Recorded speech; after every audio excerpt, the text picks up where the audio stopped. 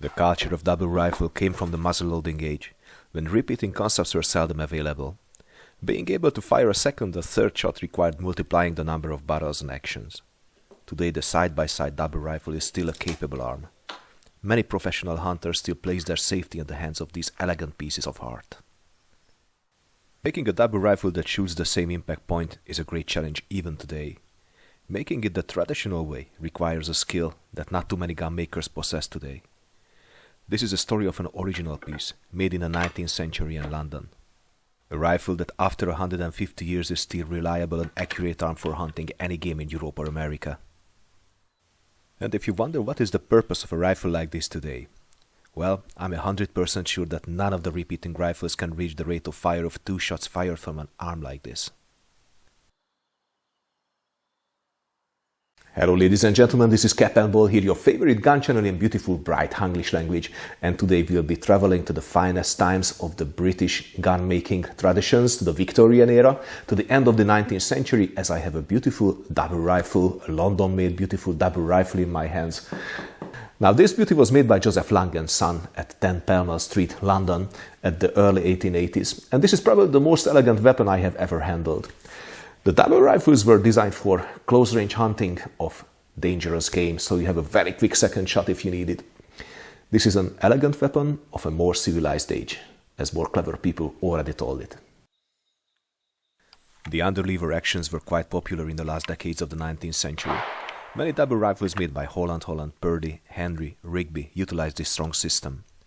Probably it feels a bit strange compared to the modern system, but after a few shots, they feel comfortable.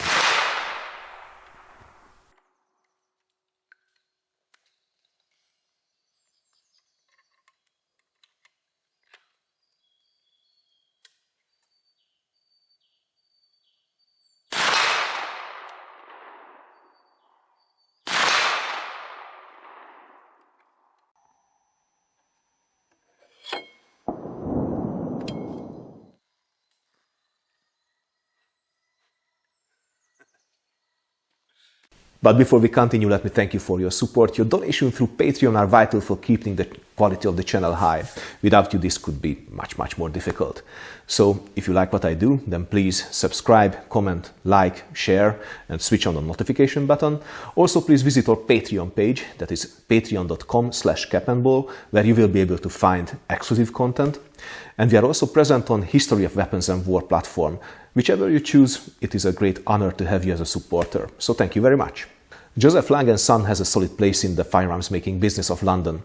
He opened his workshop at 7 Haymarket at 1821, and he had very good connections with the other firearms makers of London. So for example, he had good connections to James Purdy, because he married Purdy's daughter, the 17-year-old Eliza. By the time of the marriage, they became partners with Purdy. Purdy was making the guns and Lang was selling them. But Lang was also producing his own guns. So when the pinfire concept came into the British market, he was one of the very first to produce pinfire shotguns and rifles. In fact, he was very successful with this. He was present on nearly all the important industrial expositions, like the World Expos of the 19th century. So he was just right in time for the pinfire age.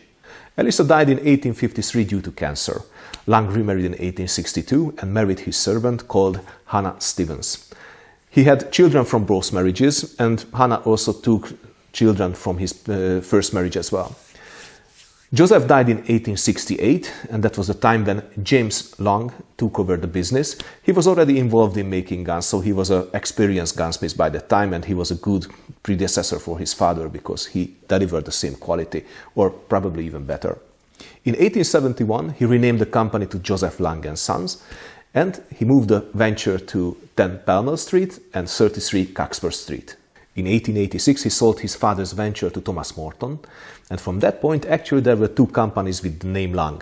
The original company, the father's venture, that was run by Thomas Morton. It was operating at 102 New Bond Street, while the new company, under James Lang, it was operating on 33 New Bond Street. James Lang carried on making guns under his own name up until 1893 when he sold his venture. But the venture kept the name, so it was called James Lang Company, which tells us that the Lang name was very valuable on the gun business. And it is so valuable that actually a modern-time gun-making company still bears the name Lang today. This particular rifle was made in the early 1880s. According to the script, the imprint on the barrel, it was made in 10 Pall Mall Street, which means that this was actually made by James Lang, so from the time when he was still working in their father's business. So the maker of the gun is Joseph Lang and Son. The box itself, the carrying case itself, comes from a shotgun, so it is not connected to the rifle, but probably very close to that age. Very close to that age. According to the trade label, Joseph Lang and Sons, and all the addresses are mentioned in the trade label. The original caliber of this rifle must have been some kind of express caliber, black powder express caliber originally. Probably 45 black powder express, which was the most common for the double rifles. This is very close to the 45 120 American cartridge. Now, these cartridges are named black powder express cartridges, meaning that they were designed in the black powder age, but in fact these rifles were proved already for smokeless powders. By the 1880s, 1890s, most of the British double rifles were chambered for corded propellant cartridges, so they were actually shooting smokeless powder. And this rifle shoots smokeless powder as well, by the way. The mechanism is an under-level mechanism, meaning you have a lever under the trigger guard that you have to turn to the right, and it will open the breech, so you don't have a key here on the top of the tank. The bores are equipped with express sights, meaning that they have a large V-notch and they have a bead front sight. This is very good for instinctive shooting, so when you're hunting dangerous game and you want to fire that second shot as fast as possible, you have to have a sight that is easy to align. And actually, this is an express sight. We have a block sight and we have 3 leaf sights, and they are serving for 100 yards, 200 yards, 300 yards and 400 yards, which is quite optimistic for a double rifle, because with a double rifle you don't hunt in distances above 100 yards. The length of the barrel is 70.5 centimeters, and the total weight of the gun is 3,880 grams, which is not the lightest gun ever, but I wouldn't say it's heavy. But what the heck, when we are hunting, we are not looking for comfort. My first cartridge to try was my smokeless charge hunting round with 51 grains of Victory N130 powder and a 300 grain jacketed hollow point bullet. Double rifles are regulated for one specific cartridge, so be prepared for long journey in developing loads.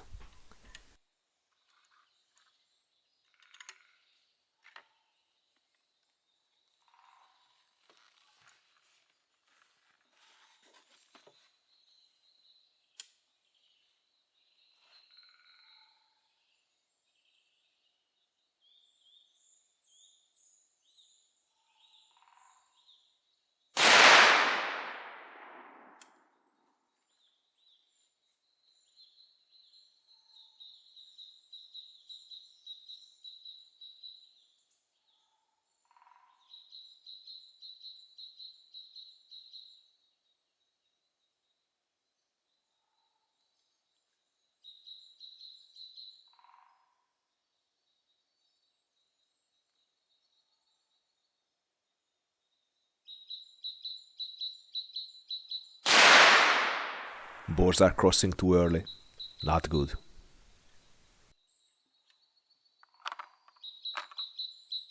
I told you that we don't know the original caliber of these rifles. This is because these barrels are slaved.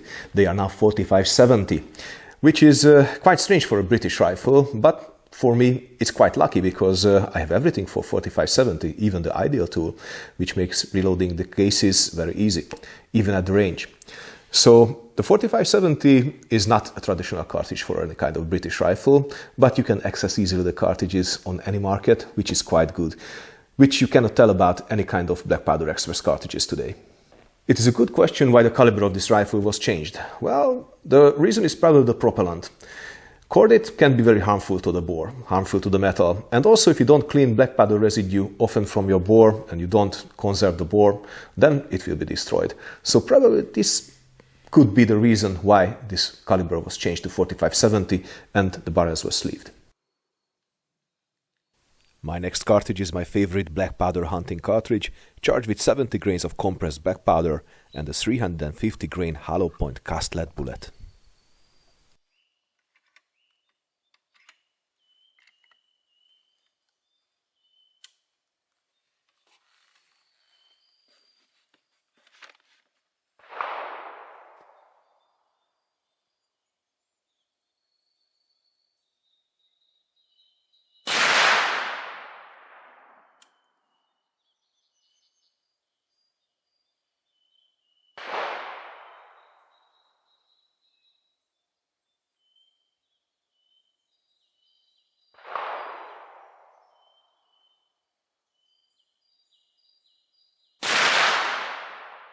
And there is not much difference. Not good.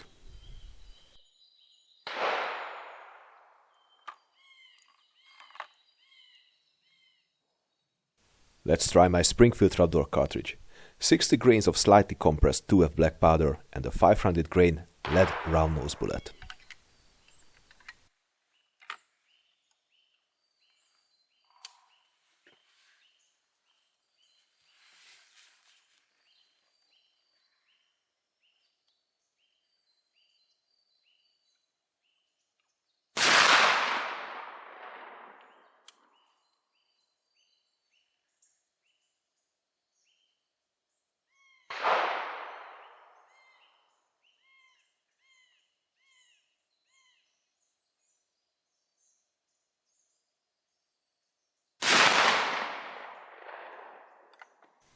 Now this is promising. Let's repeat it.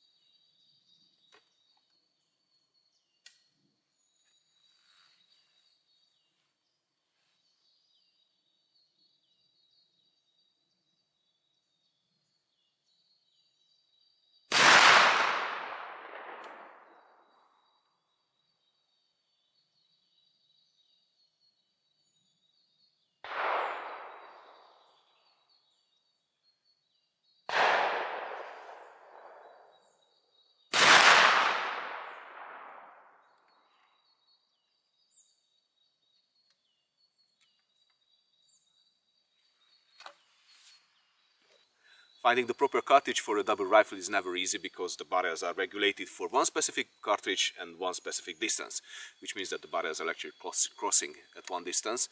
They are never parallel. Probably it would be impossible to make a old double rifle like this, the traditional method, with completely parallel barrels. Finding the proper load means finding the right bullet and finding the right velocity, muzzle velocity. Well, I tried 3 cartridges here. The first one was a modern cartridge. This is loaded with smokeless powder, with Victavori N130 powder, 51 grain, and the Sierra jacketed hollow point bullet. It's a very good cartridge. I use this for hunting with my Pedersen lever action rifles, and I really have to say that it is accurate and delivers a beautiful punch. But tap tap tap tap, which means that the group between the two barrels is, let's say, the distance between the group of the two barrels is, let's say, 35 centimeters, which is absolutely not good. So I had to annul this cartridge. The next cartridge is a black powder cartridge that I use in my Springfield trapdoor rifle for hunting. This is, and also in my 4570 original 1886 rifle. This is an excellent hunting cartridge. It's a cast bullet cartridge, but a hollow point cast bullet cartridge made from a limo mold. The weight of the bullet is 350 grains, and the charge behind the bullet is 70 grains of 2F Swiss powder. It's a compressed charge. It's a very, very good cartridge. I really love it. But the distance between the two bores, it is the same as in the case Nero. Probably a bit better, but technically not good for hunting. So the next cartridge, we are stepping back in time to the old days. It's a long-range target cartridge that I use with my rolling block rifle. This is charged with 70 grains of 2F powder. It's also a compressed charge, and also a lead round nose bullet. These bullets are cast from 1 to 16 thin lead alloy, which means that they are a bit harder than the soft lead. And look at that, it delivered an excellent group. Tap, tap, tap, tap. So These express rifles were meant to be fired at close ranges, let's say 30-35 meters. So at 50 meters, that group, it is okay, it is perfect for hunting. Also, there is one limit for the rifles, which is the express sight. I don't know if you have ever seen an express sight, but there's a really large V-notch in it, which means that it is good for instinctive shooting, but not good for very precise shooting. So I really have to say that at 50 meters, that group, it's good. I love it. Although I don't know the original caliber of this rifle, I suppose it was 45 black powder express. I cannot prove this, but let me talk a bit about this cartridge because it's quite interesting. So first of all, it was invented by Alexander Henry in the 1860s, the famous Edinburgh gunmaker. The cartridge case length of this cartridge is 3 inches and a quarter, and the powder charge was 120 grains of black powder, with a bullet weighing 480 grains. So this is quite a good equivalent to the American 45-120 cartridge. Now, later, the charge of this cartridge was changed. So the most popular version of this cartridge had a 280 grain lead bullet and 110 grains of black powder. This was a true express cartridge. So this straight-bore long chamber cartridge had a flat trajectory, high velocity, so it was very suitable for hunting. Of course, it needed a different kind of twist rate, a slower twist rate for the shorter bullet than in case of the long-range cartridges, but that was perfect for double rifles. The double rifle itself is a true piece of art, and making a double rifle, now that is the top of the gun making business. We might think that the axes of the two bores are parallel to each other, but in fact this is not true. There is an angle between them, which means that the trajectory of the bullets are crossing at a certain distance. It would be nice to have two parallel bores, completely parallel bores, and the bullets will fly parallel up until eternity, or until they reach the ground, but this is not the case. This is impossible to do, or nearly impossible to do. It is quite interesting to understand why we need that little angle between the two axes. Well, it's quite easy. The axis of the complete rifle is somewhere under this rib, and your left bore is left from this axis, and your right bore is right from this axis, which means that upon recoiling, your rifle, when you're firing the left bore, will pull the muzzle to the left. And when you're firing the right bore, it will pull the muzzle to the right. So when they set the angle between the two bores, they have to compensate this effect. The strength of this effect will depend on how strong the recoil is and how long your bullet travels in your bore. So to compensate this effect, the bores actually converge and the bullet passes are crossing each other at a certain distance. At 19th century British double rifles, this distance is somewhere between 50 yards and let's say 65 or 70 yards. My Springfield outdoor cartridge was promising, so on the next range time I took my original 19th century ideal tool with me to be able to fine-tune my powder charge. The final load was 54 grains of 2F Swiss powder, uncompressed, a cardboard wad and a 500 grain grease groove bullet. This was lubricated with tallow, beeswax and synthetic engine.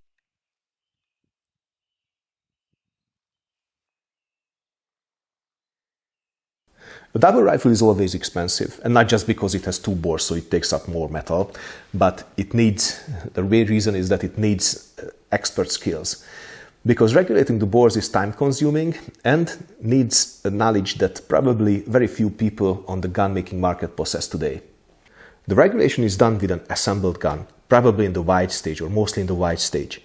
Which means that we have the two bores soldered together, we have the action, we have the stock, it is ready to fire. It is taken to the range and test fired. If the two bores don't converge at the right distance, then the two bore axes must be modified somehow. So they put the muzzle of the rifle in a special jig that will allow the muzzles to be moved in any directions they want, and they heat the barrel so the solder will melt. Now, when the solder melts, then you can move the bores. There is actually a small wedge between the two bores here. If you pull that wedge out, then the axes, the muzzles, will come closer to each other. If you push it in, then they will be separated. This is how you can control the point of convergence. Now this is time consuming. You have to do it several times, repeatedly, which can be annoying. There is actually another solution, which is not so elegant, but sometimes it can be useful, is when you modify the muzzle crowns. Now if you file the muzzle crowns, it will push the bullet in one direction, so which means that with slightly modifying both muzzle crowns, you can close the gap between the group of these rifles. Of course, the first method is much more elegant and much more professional, so stick with it. Don't forget that your rifle is regulated to one specific cartridge, one specific bullet form, bullet weight, gas pressure, velocity. So if you change your cartridges, then be prepared that probably your rifle won't group at all. In the 1880s, the British gun makers regulated their bores in normal European conditions to 50 yards or to 60-65 yards maximum. And in hot weather, with the corded charges, this stretched the reach of these rifles to 70 to 80 yards, something like that. Now, don't be also surprised if you give your rifle to your gunsmith to check whether the sights are okay and the rifle is grouping. Probably it will group in his hands, but it won't group in your hands. Why? Because the grouping of the rifle is dependent on your body as well, on your hold. So if you have a different hold than your gunsmith, then it will group differently. So when you're developing a load or checking your cartridges for your rifle, you must be the one who will sight in your rifle. So it is a good question, what is a good group for a double rifle like this from the 19th century with open sights? Well, if your rifle at 50 meters shoots 1.5, 2-inch groups, meaning that you can have your shots within 5 to 6 centimeters, then it's a perfect rifle. But you know what? If it's 3 inches, 7.5 centimeters at 50 meters, it is still good, still excellent. Let's not forget that you're using open sights and you're not using precision open sights, but a large V-notch, which will always prevent very accurate shooting. And this is my final test of the cartridge at 50 meters using the 200 yard sleeve sight.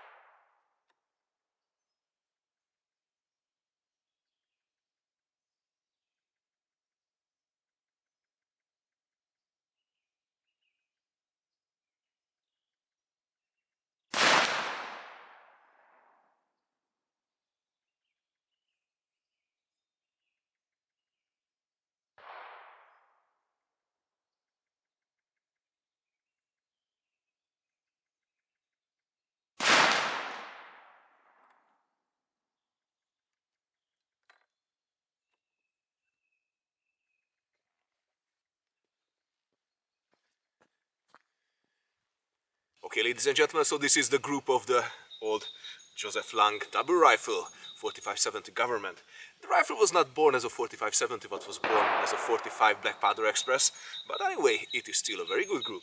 Of course, the ballistics are different. So the bullet here was the 500 grain bullet, the original bullet of the Lyman of the Springfield trapdoor rifle, and the charge was 54 grains of 2F Swiss powder and a cardboard bed to protect the base of the bullet.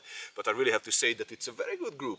All the 4 shots are within the size of the 9 ring, better than the 9 ring, and 3 shots are, let's say, something like the 10 ring, which is 5 centimeters. At 50 meters from a double rifle, from express sights. Remember that these sights were not designed for shooting very accurately hole in hole, but to hit something that is approaching to you in a fast manner, and it's dangerous, and you have to fire your bore, 2 bores as fast as possible with getting quite good sight alignment. So this is for hunting and not for precision shooting, but the group is good. I would go hunt with this rifle, even dangerous game. Let me talk a bit about what not to do with a double rifle. First of all, if you want to shoot your game above 100 yards distance, then don't buy a double rifle, because that's not for that purpose. These double rifles were designed to shoot the dangerous game at a distance of 30-40 meters or 50 meters, something like that, not more than that. If you are looking for longer range shots, then buy a bolt action rifle with a scope. Oh yeah, scopes. Please don't put scope on a double rifle. And plus, don't put thermal vision or night vision on it. If you buy a double rifle, then hunt with the open sight. Red dot, also not elegant on a rifle like this. So stay with the original purpose of the gun. And never forget that we are only playing a little part in the life of these arms. So as a collector, you have to be responsible for keeping the quality of this gun and the historical value of this gun. Which means that if it's in bad shape, then you have to restore it using, of course, professional help. And if it's in good shape like this, then you must not ruin it. And adding a scope here on the rib is definitely ruining the historical value of a gun like this. So don't do that, don't do that. Because our time with this rifle is limited. It will be passed on to another collector, to another hunter, to another shooter. So ladies and gentlemen, I hope you enjoyed this little time travel with an elegant weapon of a more civilized age. If you like what I do, then please hit the subscribe button, like, share, comment. This will help the channel to grow. Also, please turn on notifications. If you want to support us, you can do it through Patreon. On patreon.com/capandball you will find exclusive content. We are also present on History of Weapons and War platforms, so you can find us everywhere. Ladies and gentlemen, until next time, stay cool and keep your powder dry.